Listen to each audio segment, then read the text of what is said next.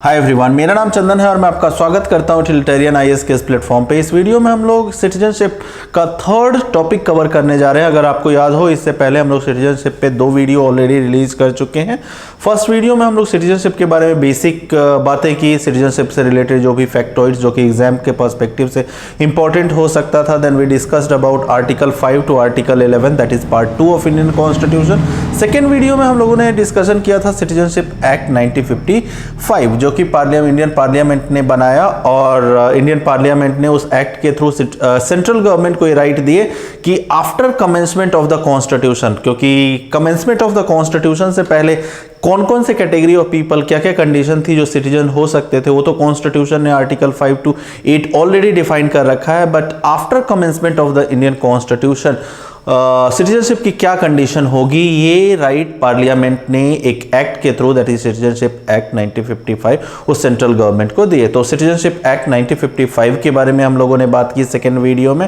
And then citizenship amendment act 2019 that has been very controversial, तो उसके बारे में भी बात की। अब ये हमारा थर्ड वीडियो होने जा रहा है सिटीजनशिप एक्ट रादर सिटीजनशिप पे, और इस थर्ड वीडियो में हम लोग डिस्कस करेंगे एक again important topic, that is OCI card holder, overseas citizenship of India card holder. तो इसके बारे में डिस्कस करेंगे। ऑल्दो 2-3 टर्मिनोलॉजीज आप लोग ओसीआई के साथ साथ कनेक्टेड साथ आप लोग जानते होंगे, that is NRI, what is this non resident Indian, then what is this, let me grab this pen.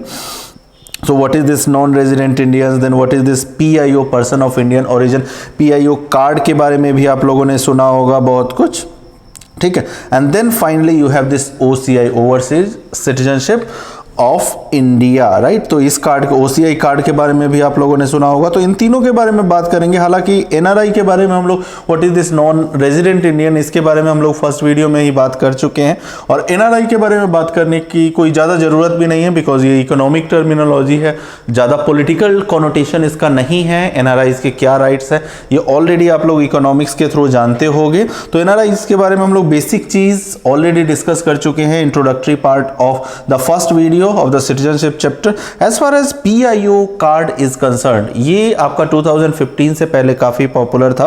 PIO card की जो शुरुआत आपकी हुई थी 2002 ईयर में हुई थी, और 2015 में फाइनली PIO कार्ड की स्कीम को फाइनली OCI कार्ड के स्कीम के साथ मर्ज कर दिया गया। तो आज के डेट में अगर मैं बोलूँ एग्जाम के पर्सपेक्टिव से, तो PIO कार्ड का उतना इंपॉर्टेंस और PIO कार्ड के बारे में उतना कुछ एग्जाम से पूछे जाना वाला, क्योंकि ये जब मर्ज कर दिया गया है OCI कार्ड के साथ, तो इसका कोई रेलिवेंस ज्यादा रह नहीं गया। तो हम लोग इन दो चीजों के बारे में, that is NRI and what is this PIO card, that will not be discussing in this video.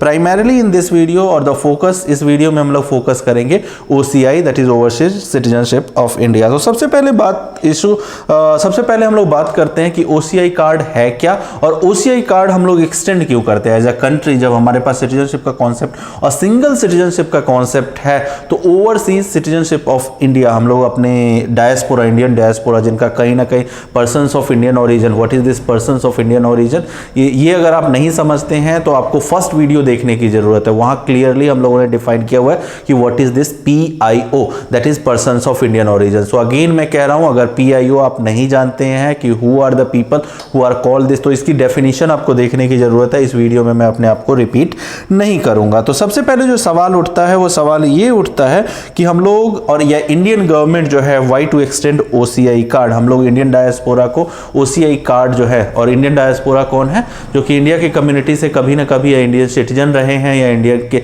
Citizen के लिए एलिजिबल रहे हैं, बट अभी एज अ फॉरेनर कोई ग्रीन कार्ड होल्ड कर रहा है, किसी और कंट्री का सिटीजन है, तो अभी वो फॉरेनर है, बट टू सम एक्सटेंट उनके ग्रैंड पेरेंट्स या पेरेंट्स का कहीं ना कहीं कनेक्शन इंडिया से रहा है, राइट। तो इनको हम लोग क्या जरूरत है, तो सबसे पहले आपको समझना होगा, आप लोगों ने देखा होगा हमारे प्राइम मिनिस्टर जब भी किसी कंट्री में जाते हैं, and particularly with this particular prime minister, वो बड़ी बड़ी रैलियां वहां करते हैं। मेडिसिन स्क्वायर का, अमेरिका के मेडिसिन स्क्वायर का इमेज है आपका, और प्राइमरीली किसी भी कंट्री में जाएं, ऑस्ट्रेलिया में जाएं, स्विट्जरलैंड में जाएं, किसी भी कंट्री में जाएं, तो 1-2 घंटे का टाइम निकालते हैं और ये इंटरेक्ट करने की कोशिश करते हैं। Now I do not know कि भाई आप लोगों ने इसके पीछे जानने की कोशिश की या नहीं, कि क्या साइकोलॉजी है, पहले वाले प्राइम मिनिस्टर्स क्यों इतना इंटरेक्ट नहीं करते थे, why this particular prime minister is emphasising so much and why he is interacting with the Indian diaspora.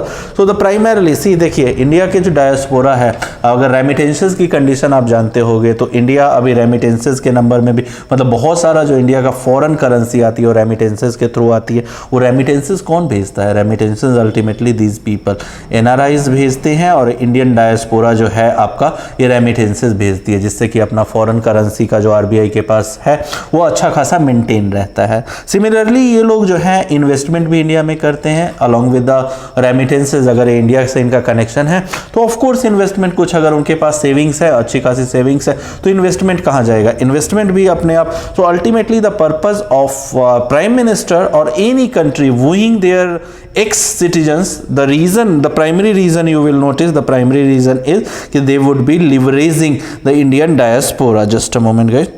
So the primary purpose is कि the leveraging the Indian diaspora and that's why you will notice, क्योंकि अगर diaspora को आप अगर leverage करने की कोशिश करते हो तो क्या क्या होगा? इन्वेस्टमेंट ऑफ कोर्स आपके कंट्री में आएगी, देन पॉलिटिकल लॉबिंग कहीं ना कहीं होती है। आपने देखा होगा इनकी बहुत पॉपुलर, और प्राइम मिनिस्टर को बहुत क्रिटिसाइज भी किया था इन्होंने ट्रंप के साथ एक पॉलिटिकल रैली में। जब यूएसए अपने प्राइम मिनिस्टर गए थे तो ट्रंप के साथ एक इमेज पॉपुलर हुई थी और अब की बार ट्रंप सरकार का एक नारा गया था। तो कहीं ना कहीं हालांकि उन्होंने ये रैली जो थी वो इन अप्रोप्रिएट पॉलिटिकल लेवल पे और हमारे नेशनल इंटरेस्ट में हालांकि उतनी नहीं थी। अभी जो गवर्नमेंट है वहाँ डेमोक्रेटिक गवर्नमेंट, डेमोक्रेट्स की गवर्नमेंट आ गई है। सो हमें इंडिया का जो foreign policy again will be invading by raising this point, will be invading into the foreign relations, but ठीक है इसको उठा लेते हैं।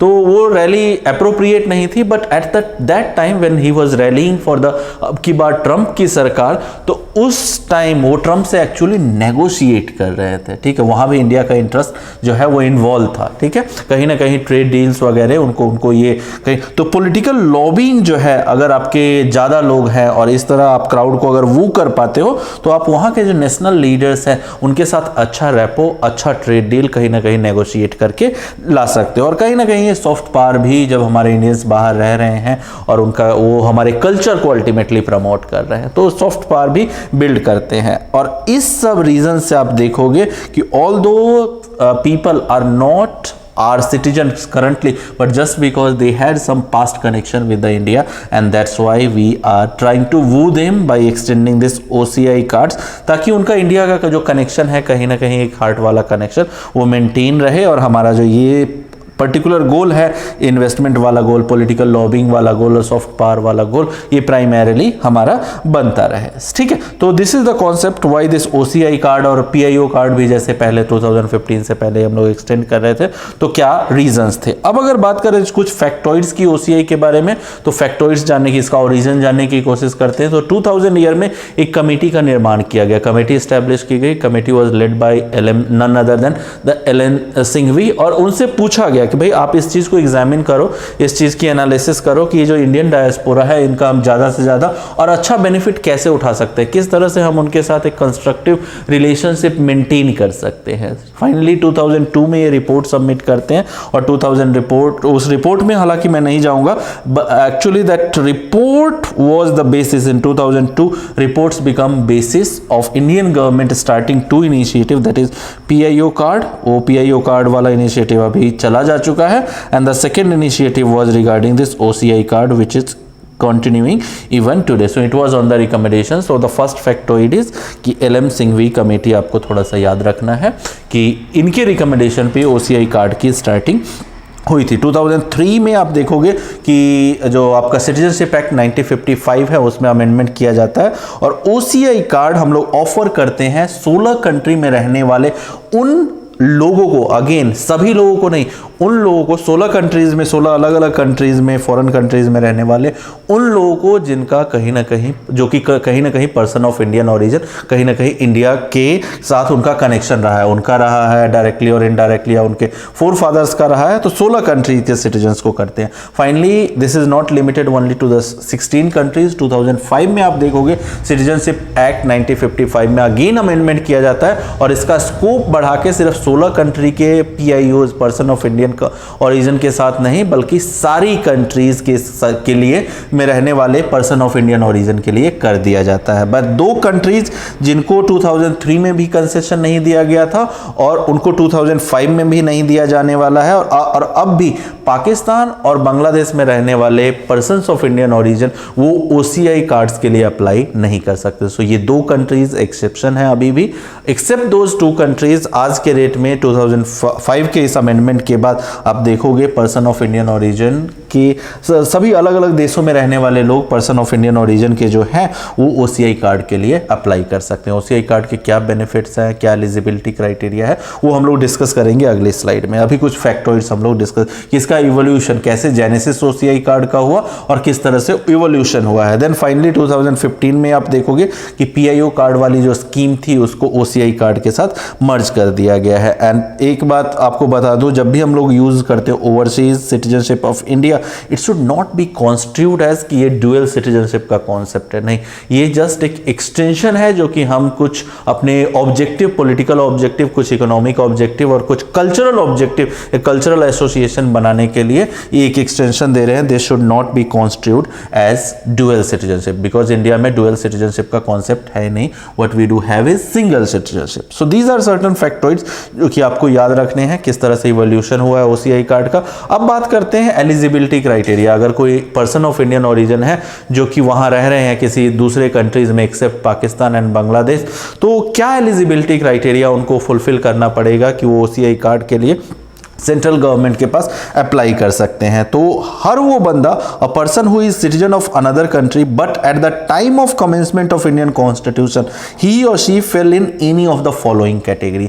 तो वो बंदा और जो भी है पर्सन है जो कि अप्लाई करना चाहता है, वो eight the time of commencement of the Indian constitution that is 1950, वो किसी एक कैटेगरी में अगर फॉल करता हो, देन ही और she can apply for the OCI card either eight that time in 1950 eight the time of commencement of Indian constitution, या फिर जब इंडिया आजाद हुआ उस टाइम पे अगर if he was citizen of India and then business perspective से, professional reason से वो चला गया और आज अगर वो OCI के लिए अप्लाई करना चाहता है, देन OCI कार्ड के लिए वो अप्लाई कर सकता है। Then if at that moment in 1947 if he और she was eligible to be, भाई सिटीजन नहीं था but at least he was eligible. Eligibility criteria if remember article 5 to 8 already हम लोग डिस्कस कर चुके हैं कि at the time of commencement of Indian constitution क्या क्या एलिजिबिलिटी क्राइटेरिया है। तो अगर कोई बंदा और कोई पर्सन उस टाइम अगर एलिजिबल था, तो again he can apply for the OCI citizenship, overseas citizenship of India.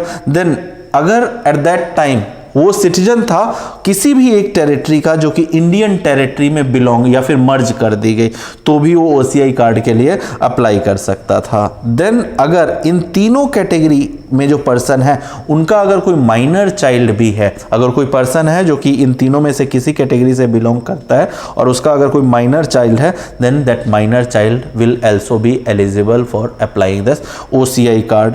ठीक है, तो ये सब क्राइटेरियाज हैं अगर OCI कार्ड किसी को लेना है। Then a minor child whose both parents और one parent is Indian citizen, ठीक है, then as well he that minor child can apply for the OCI card. और a foreigner who is married to Indian citizen और OCI card holder, कोई foreigner है जो कि Indian citizen जो कि प्रोफेशन के चलते बाहर है या बिजनेस के चलते बाहर है, और अगर वो किसी फॉरेनर से शादी करता है तो फॉरेनर जो है OCI कार्ड के लिए अप्लाई कर सकती है। अगर आपको याद हो युवराज सिंह का हम लोगों ने इमेज यूज किया था, तो युवराज सिंह अगर बाहर रहते हैं तो उनकी वाइफ जो है, हालांकि उनकी वाइफ एलिजिबल है सिटीजनशिप, फुल सिटीजनशिप अगर 7 ईयर्स वो स्टे कमिट करती हैं and then certain other condition if she fulfills. हम लोग ऑलरेडी इस चीज को डिस्कस कर चुके हैं जब सेकेंड वीडियो में जब सिटीजनशिप एक्ट 1955 डिस्कस कर रहे थे।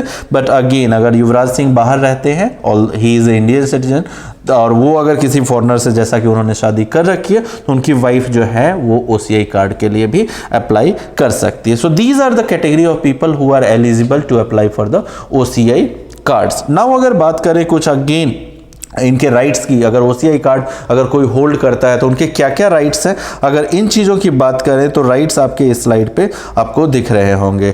दे enjoy all rights equivalent to the NRIs non resident Indians जो हैं उनके पास जो जो राइट्स हैं वो सभी राइट्स वो इंजॉय करते हैं एक्सेप्ट दीज टू, कि वो एग्रीकल्चरल लैंड जो है वो नहीं खरीद सकते, और प्लांटेशन ड्राइव्स जो है, प्लांटेशन वाले जो लैंड है जो कि जैसे केले वगैरह का इकोनॉमिक टर्म है अगेन, सो प्लांटेशन लैंड वो अगेन नहीं खरीद सकते। They can visit India without applying, without worrying for the visa. PIO card में आपको वीजा वगैरह के लिए का लफड़ा था। देन लोकल थाना, अगर एक सर्टेन नंबर ऑफ डेज के बियॉन्ड, दैट इज 180 डेज के बियॉन्ड अगर आप स्टे करते हो तो लोकल थाने में जाके आपको बताना पड़ता था। सो वो सारा लफड़ा जो है, वो सारा लफड़ा आप कहीं ना कहीं देखोगे, वो सारा लफड़ा यहाँ से खत्म कर दिया गया है। देन ओसीआई सिटीजनशिप, अगर sorry overseas citizenship of India का अगर कोई कार्ड होल्ड कर रहा है कोई person, then after completing 5 years while holding this card, और अगर 1 साल और वो कंटिन्यूअस इंडिया में रहते हैं, मतलब 5 साल से वो ओसीआई कार्ड होल्ड कर रहे हैं, किसी फॉरेन कंट्री में रह रहे हैं, एंड देन 1 साल से, पिछले 1 साल से अगर कंटिन्यूअसली वो इंडिया में रह रहे हैं, then that person becomes eligible to apply for the Indian citizenship. So these are certain rights that you will notice that has been extended to the OCI card holders. अब अगर बात करूं, कुछ चीजें हैं, कुछ ऑफिसेज जो हैं जो ओसीआई कार्ड होल्डर, यहां तो हमने बोल दिया कि एनआरआईज के इक्विवेलेंट, हालांकि एनआरआई जो है जो प्रेसिडेंट वगैरह के पोस्ट के लिए, vice president and all those most of the rights which normal citizen does apply, NRIs भी अप्लाई, उनको भी एप्लीकेबल है। बट यहाँ आप नोटिस करोगे कुछ ऐसी चीज़ें हैं, कुछ ऐसे ऑफिसेज हैं जो कि यहाँ हमने बोला कि जो भी राइट्स एक्सेप्ट दीज 2 राइट्स, जो भी राइट्स एनआरआई इंजॉय करते हैं वो सेम राइट्स ओसीआई भी इंजॉय करेंगे। But then you will notice कि देयर आर सर्टन ऑफिसेज जो कि एलिजिबल नहीं है, ओसीआई कार्ड होल्डर्स एलिजिबल नहीं है, उन ऑफिसेज को वो अप्लाई नहीं कर सकते। So what are those offices which are not open for the OCI से overseas citizenship of India card holder?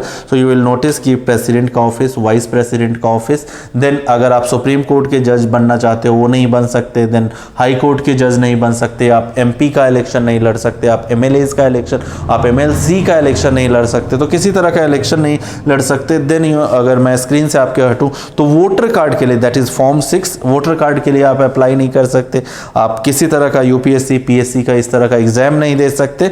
Then you can not be these IAS, ये थोड़ा सा दिखाने के लिए, this person happens to be MLA, he happens to be MP, तो ये just एक पिक्टोरियल रिप्रेजेंटेशन है। Again I am repeating, you can not enter into president's office, not enter means you can not contest the election, it's not that you can not enter. Then vice president का election आप नहीं contest कर सकते, supreme court के जज, high court के जज आप नहीं बन सकते, देन MP आप नहीं बन सकते, या MP का इलेक्शन नहीं कॉन्टेस्ट कर सकते, MLAs का इलेक्शन नहीं कॉन्टेस्ट कर सकते, वोटर कार्ड के लिए अप्लाई नहीं कर सकते। आर्टिकल 16 में जो भी राइट्स एक्सटेंड किए गए हैं उन राइट्स को आप इंजॉय नहीं कर सकते, and then you can not be this IAS officer. So these are something, और these are certain offices which are not open for those holding OCI cards. अब अगर OCI कार्ड कोई होल्ड कर रहा है और वो अगर रिनाउंस करना चाहता है कि भाई मुझे OCI कार्ड जो है वो सरेंडर करना है, तो उसके लिए yes there is a prescribed method, और उस प्रिस्क्राइब्ड मेथड को होल्ड करते हुए, मतलब फॉलो करते हुए, आप जस्ट सेंट्रल गवर्नमेंट को उस फॉर्मेट में आपको एक लेटर लिखना है कि भाई मुझे OCI कार्ड आपने कॉन्फर किया था, well thank you but I am surrendering it. So just by writing a letter central government will accept it. But one thing that you will have to be very careful about, अगर आप overseas card hold करते हो और अगर आप surrender करते हो और उसके बेसिस पे, आपके ओवरसीज कार्ड होल्ड करने के बेसिस पे अगर आपके माइनर चाइल्ड्स को, माइनर बेटे या बेटी को अगर कार्ड मिला था तो वो भी चला जाएगा, उन माइनर बच्चों की भी जो OCI कार्ड है वो भी जाता रहेगा, ठीक है।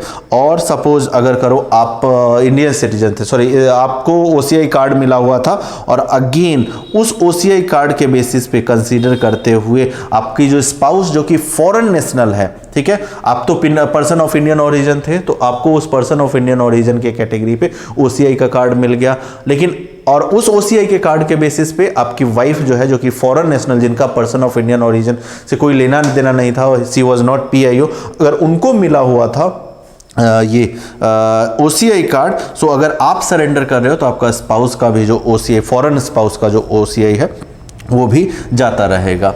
अब then there are certain condition, जिसमें यहाँ तो आपने वॉलंटरली अपने आप सरेंडर किया अपना OCI card. Then there are certain condition in which central government can proactively take away your OCI cards. और वो क्या क्या कंडीशन है, तो अगर आप, और ये अधिकार जो है सेंट्रल गवर्नमेंट को, not to the parliament. Parliament ने इस एक्ट को बना के 2003 में जो अमेंडमेंट हुआ था, सिटीजनशिप अमेंडमेंट एक्ट, उस अमेंडमेंट एक्ट के थ्रू पार्लियामेंट ने सेंट्रल गवर्नमेंट को राइट दिया गया कि अगर कुछ कैटेगरी, कुछ सेट ऑफ कंडीशंस डिफाइन किए गए हैं और उन सेट ऑफ कंडीशंस में अगर आप फॉल होते हो तो आपका जो OCI कार्ड है वो छीना जा सकता है। तो क्या क्या कंडीशन हो सकती हैं, तो अगर आप स्टेट के साथ, India as a state, right, India country के साथ अगर डिससेटिस्फेक्शन दिखाते हो, किसी तरह का ट्रेजन का, कोई भी ऐसा एक्ट जिससे 124 अगर A आप पे स्लैप हो जाता है, so that can become a basis कि आपसे OCI कार्ड जो है वो लिया जा सके। देन OCI कार्ड लेते वक्त अगर आप लोगों ने कोई ऐसी इन्फॉर्मेशन दी है जो कि गलत है, फ्रॉड से ऑब्टेन किया है, डॉक्यूमेंट जो दिया है